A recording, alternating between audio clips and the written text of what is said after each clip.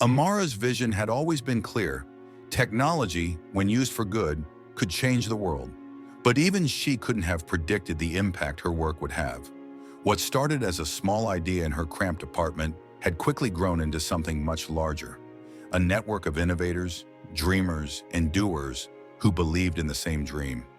That technology could be harnessed for social good, for equality, and for the empowerment of those often left behind. The Global Innovation Network, GIN, was born, and Amara was at the heart of it. It wasn't easy, especially for someone like her, a black woman in a field dominated by white men. She had fought against systemic racism in every room she entered, every door that had been closed in her face. But she had never let those obstacles stop her. In fact, they fueled her desire to prove that the world needed a different kind of leadership, one that didn't come from privilege, but from purpose. Amara's first breakthrough came when GIN created its flagship initiative, Empower STEM.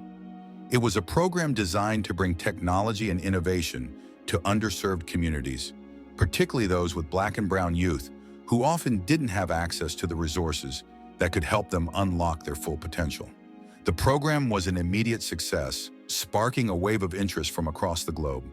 But as the network grew, so did the threats. And Amara soon learned that no victory came without a price. It was during a meeting with potential investors that the first signs of trouble appeared. The room was filled with some of the most powerful figures in the tech industry, all eager to jump on the bandwagon of GIN's success. But as Amara began discussing GIN's commitment to ethics, equality, and social responsibility, something changed. The mood in the room shifted. The smiles on the investors' faces faded, replaced by subtle glances and shifting in their seats. Amara paused, sensing the unease. "Is something wrong?" she asked, trying to keep her tone steady. One of the investors, a middle-aged man in a sharp suit, cleared his throat. "Amara, we admire what you're doing, truly. But the thing is, business isn't always about ideals. It's about profit, and your approach, while noble, might not be sustainable in the long run." The words hit her harder than she expected. It wasn't just a disagreement, it was an attack on everything she stood for. These people weren't just questioning her business strategy, they were questioning the very foundation of GIN. They were telling her, in no uncertain terms, that she had to compromise her values if she wanted to succeed. For a moment, Amara felt a wave of doubt. Was it possible to keep her vision intact in a world that only cared about profits? Was she foolish for thinking she could change the system? But then she remembered why she started this in the first place. The young faces, the lives that had already been changed, the communities that were slowly starting to see a future they had never been shown before. Amara had already seen the proof. It wasn't just about the money, it was about creating something bigger than herself. "We'll find a way," Amara said, her voice firm.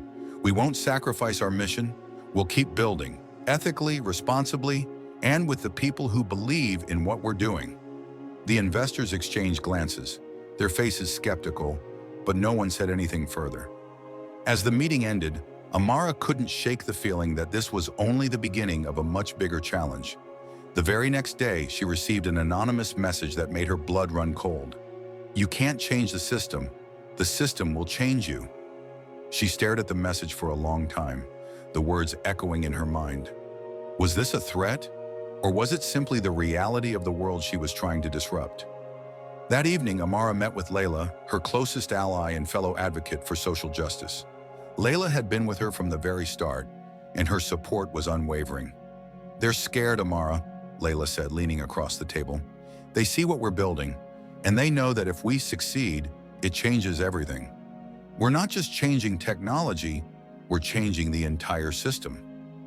"But that's what makes us a target," Amara replied, her voice heavy. "If they can stop us before we get too big, then they can keep things the way they are. They don't want a world where innovation benefits everyone. They want it to benefit themselves." "I know," Layla said, nodding, "but we can't back down. We have something they'll never have: heart, vision, and a community that believes in us. We have to keep pushing forward no matter what." The words gave Amara the strength she needed. This wasn't just about building a tech network anymore. It was about standing up to a system that had always kept people like her in the shadows. She had already taken the first step by creating something new. something that could make a real difference. And now she wasn't about to let anyone stop her from seeing it through. The next morning, Amara stood before her team, a renewed sense of purpose in her eyes. "We've made a lot of progress, Yurin," she said, her voice steady but full of conviction. "But the road ahead won't be easy.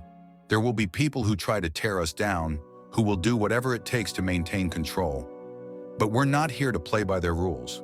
We're here to make new ones." As Amara spoke, the team listened intently, each person drawn in by her energy. They all understood that this wasn't just a job, it was a mission.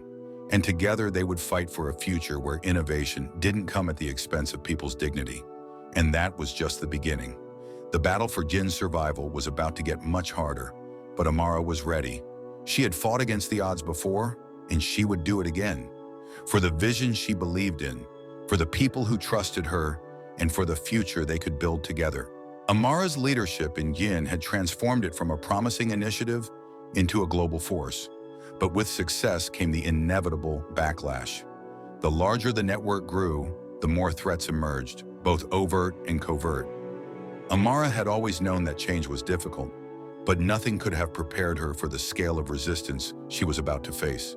The first signs came subtly: whispers at industry events, anonymous comments online, and rumors swirling about the network's influence. At first, Amara brushed them off as the growing pains of a movement too big to ignore. But soon she couldn't deny the unsettling truth. There were powerful forces behind these whispers. Corporations that had once sought to collaborate with GN were now seeking to undermine it. One morning, as Amara sat in her office, reviewing a proposal from a new partner, she received an unexpected call from her old colleague, Elon Musk. His voice was unusually serious. "Amara, we need to talk. I've been getting pressure from some of the bigger companies. They're worried about what GN is doing. You're making too much noise, and that's never good for business." Amara could sense the gravity in his words. "What are they trying to do?" "They're trying to change the conversation," Elon replied, his tone tight with frustration. "They're spreading misinformation, trying to paint Jin as a radical group. They're calling you an idealist, someone out of touch with the reality of business. And they're not stopping there. They're using your name to discredit the entire movement." Amara felt a chill run down her spine. She had always expected some opposition, but this felt different, personal. The idea that they were attacking her directly was troubling, but it also fueled her determination. She wasn't going to let these powerful forces win, not after all the lives that had already been changed, not after all the progress that had been made.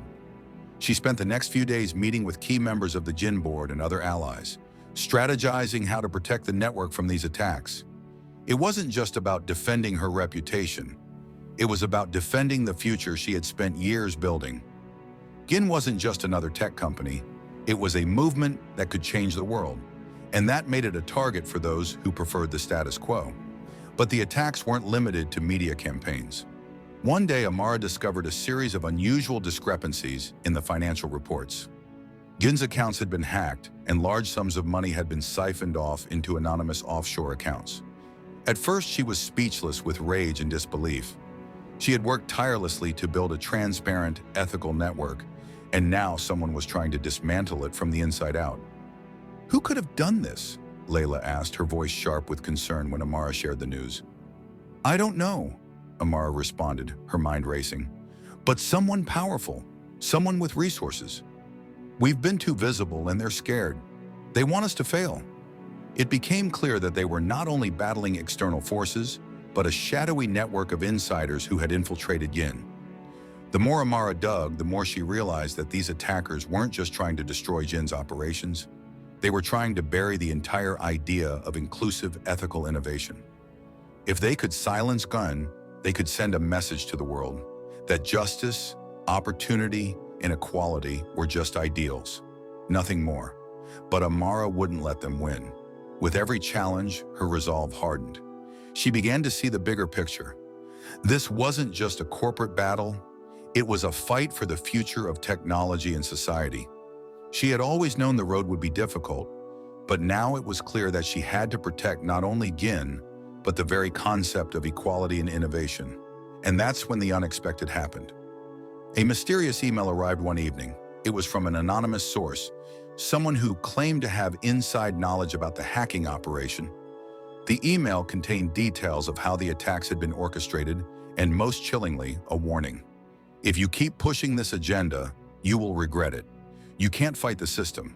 The system is too big. It's bigger than you. You can't win. Amara stared at the screen, her heart pounding. The message wasn't just a threat, it was a declaration of war. But in that moment, something inside her clicked. She wasn't afraid. She had seen the strength of her community, the power of the people who believed in Jian's mission.